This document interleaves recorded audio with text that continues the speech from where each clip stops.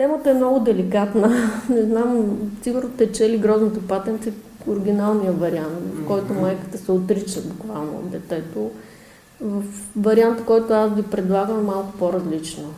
Майката през цялото време е подкрепяща и пазеща детето. Тоест тя не се отрича от него до последно. Въпреки препятствията, въпреки това, че всички я карат тя да се откаже от него, тя до последно е с него, което за мен е много важно.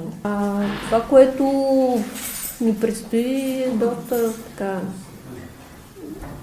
според мен вълнуващо по някакъв начин. Не знам дали успяхте да прочетете пиесата. Не. Ами може да си вземете по една папка. Я виждаме. Тази, благодаря. Драматизацията е моя. Един път съм я правила, но по ред причини спряхме представлението и реално не е играно. Материалната част е готова.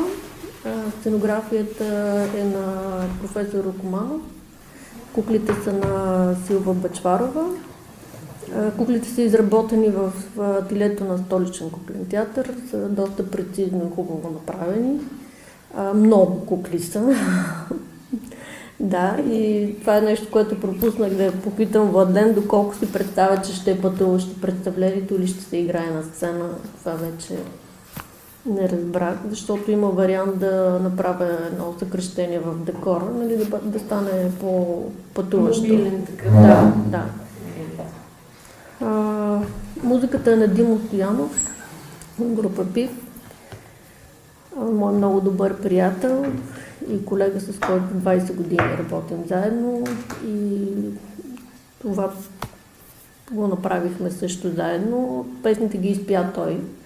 И в спектакъл аз искам да запазя тази концепция, да е неговия глас, с неговото пеене. Така че няма да ви се налага. Може би пеете много хубаво всички, но ще ви го спестя.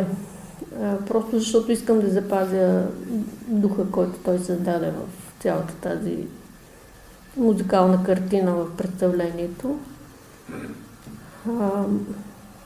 Другата е много важна така темичка, която... Те са много теми, подтеми в пиесата, но за неприемането на различния. В нашето общество в момента го има много като проблем.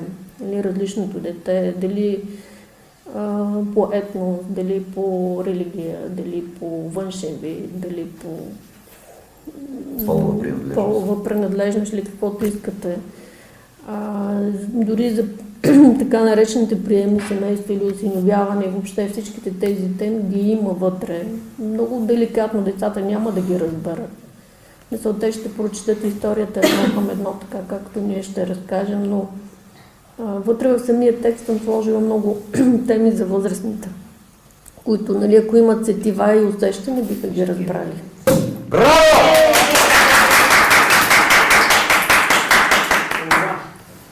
Колеги, на добър час ви желая, живи и здрави да сте, успех голям, Добър час. за Мария добре дошла в нашия театър.